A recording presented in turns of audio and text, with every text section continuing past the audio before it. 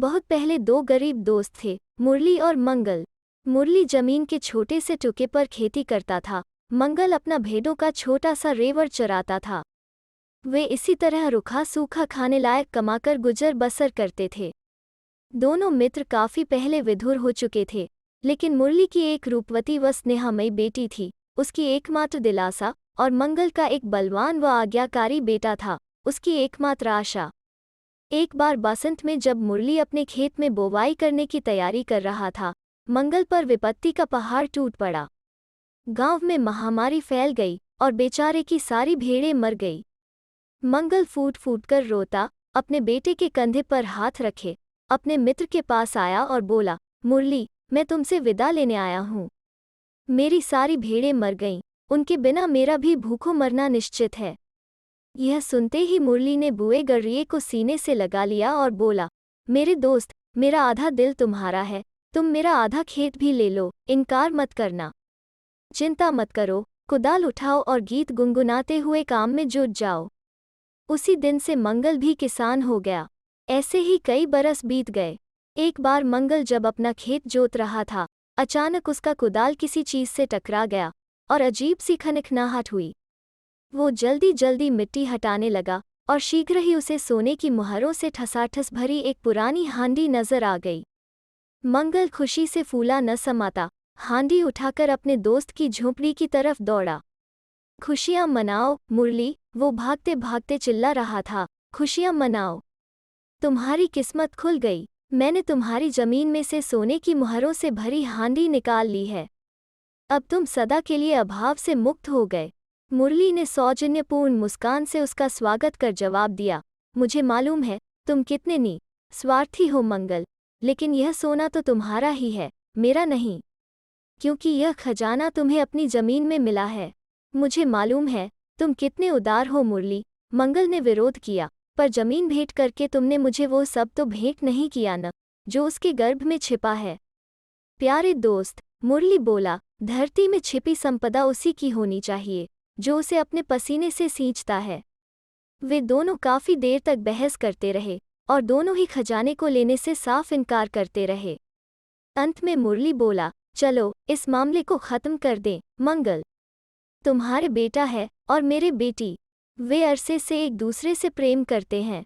चलो उन दोनों की शादी कर देते हैं और यह मिला हुआ सोना उन्हें दे देते हैं। भगवान करे हमारे बच्चों को गरीबी की याद भी न रहे। मित्रों ने जब अपने निर्णय के बारे में बच्चों को बताया तो उनके आनंद का पारा न रहा। उसी दिन धूमधाम से उनकी शादी कर दी गई। अगले दिन पौ फटने ही लगी थी कि नवविवाहित अपने पिताओं के पास आ पहुंचे। उनके चेहरों पर चिंता छाई थी और वे हाथों में सोने की मुहरों से भरी हांडी उठाए थे। क्या हुआ बच्चों? मुरली और मंगल घबरा उठे। ऐसी क्या मुसीबत आ गई जो तुम इतने तड़के उठ गए? हम आपसे यह कहने आए हैं, नवविवाहितों ने उत्तर दिया, कि संतान को ऐसी कोई वस्तु अपने पास रखना शोभा नहीं देता जिसे उनके पिताओं ने ठुकरा दिया हो। यह सोना हमारे किस काम का? हमारा प्रेम संसार के सारे खजानों से अधिक मूल्यवान है। और उन्होंने हांडी झोंपड़ी के बीचों बीच रख दी। तब उनमें फिर इस बारे में बहस छिड़ गई कि उस खजाने का क्या किया जाए, और यह बहस तब तक चलती रही जब तक कि उन चारों को उस साधु से सलाह करने की बात न सूझी जो अपनी ईमानदारी और न्यायप्रियता के लिए विख्यात था। वे कई दिनों की यात्रा के बाद साधु के आश्रम पहुंच गए। दोनों आज्ञा लेकर सिर नवाए आश्रम के भीतर गए। साधु नमदे के फटे पुराने टुकड़े पर बैठा था। उसकी अगल बगल उसके 4 शिष्य बैठे थे। आप किस काम से मेरे पास आए हैं सज्जनों? साधु ने आगंतुकों से पूछा। उन्होंने उसे अपनी समस्या के बारे में बताया। उनकी बातें सुनकर साधु काफी देर तक मौन रहा और फिर अपने सबसे बड़े शिष्य से पूछा, बताओ, अगर तुम मेरी जगह होते तो इन लोगों के विवाद का निबटारा कैसे करते? ज्येष्ठ शिष्य ने उत्तर दिया, मैं तो इन्हें सोना बादशाह को सौंप देने को कहता, क्योंकि वो धरती की सारी संपदा का स्वामी है। साधु की भौहें सिकुड़ गईं। उसने दूसरे शिष्य से पूछा, और अगर तुम मेरी जगह होते तो क्या फैसला करते? दूसरे शिष्य ने उत्तर दिया, मैं तो सोना खुद ले लेता, क्योंकि वादी और प्रतिवादी जिस वस्तु को लेने से इनकार करते हैं वो न्यायानुसार काजी की हो जाती है। साधु की भौं और अधिक सिकुड़ गईं। इसके बावजूद उसने वैसे ही शांतिपूर्वक तीसरे शिष्य में पूछा, तुम बताओ, इस समस्या का समाधान तुम कैसे करते?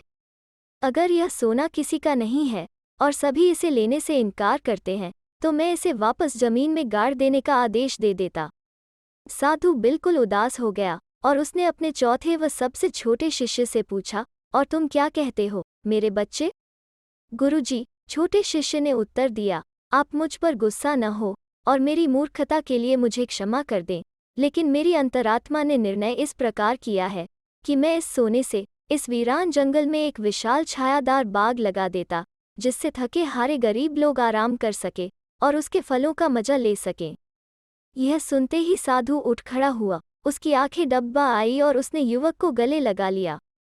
जो कहते हैं, छोटा यदि बुद्धिमान हो तो उसे सम्मान दीजिए, उनका कहना बिल्कुल ठीक है।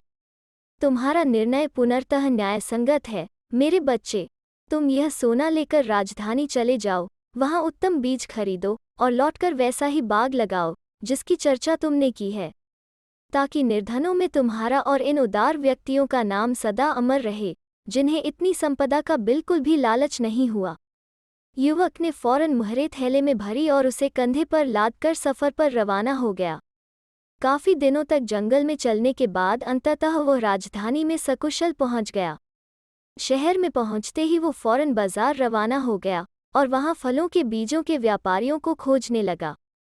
वो दोपहर तक दुकानों के आगे रखी अद्भुत वस्तुओं व चटकीले कपड़ों को देखता घूमता रहा।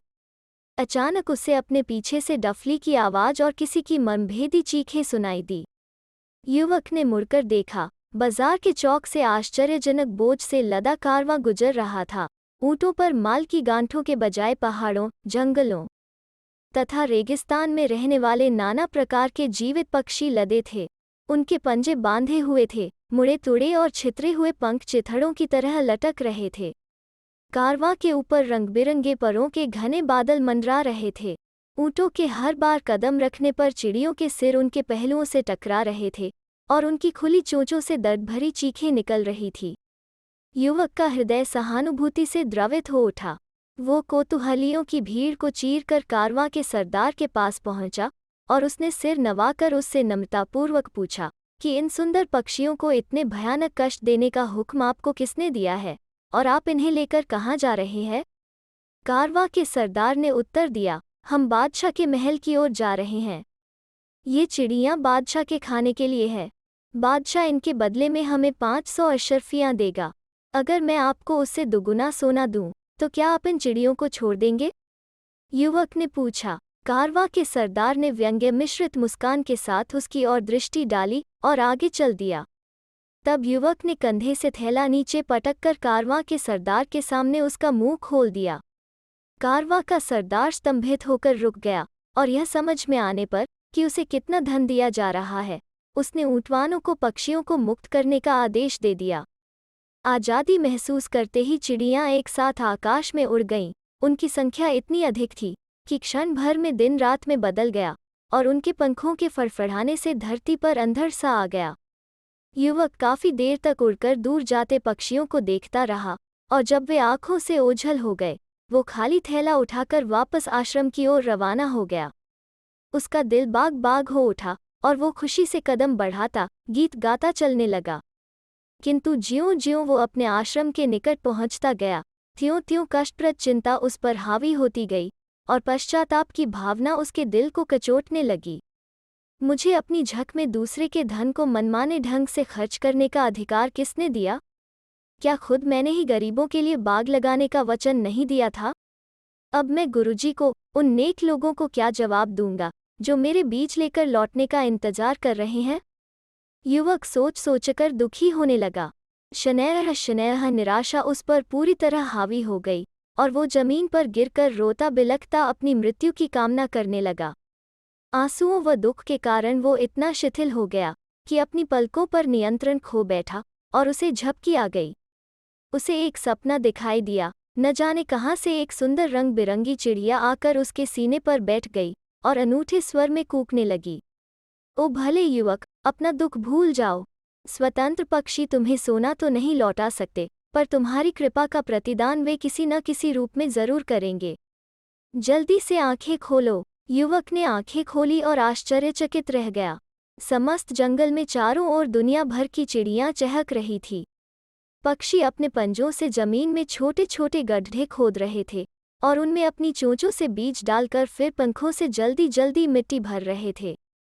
युवक किंचित हिला तो पक्षी तत्क्षण आसमान में उड़ गए और फिर दिन रात में बदल गया। उनके पंखों की फड़फड़ाहट से जमीन पर अंधड़ सा आ गया।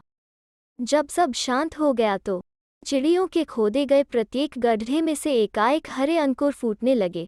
वे उत्तरोत्तर ऊंचे होते गए और थोड़ी देर बाद भव्य दमकती पत्तियों व सुनहले फलों से सुसज्जित शाखों वाले वृक्षों में परिवर्तित हो गए।